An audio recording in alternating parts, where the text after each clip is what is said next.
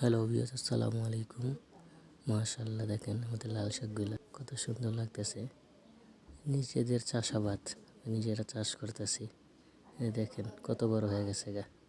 এগুলো এখন আমরা তুলতেছি। দেখেন এগুলো এখন খাওয়ার উপযোগী হয়ে গেছে। কিছুদিন আগে কিন্তু আপনারা একটা ভিডিও দিছিলাম আমরা, কিন্তু দেখেন এখন এগুলো কত বড় হয়ে গেছে গা, খাওয়ার উপযোগী হয়ে গেছে। নিজেদের চাষের জিনিস, এগুলো খাওয়ার মজাই অন্যরকম।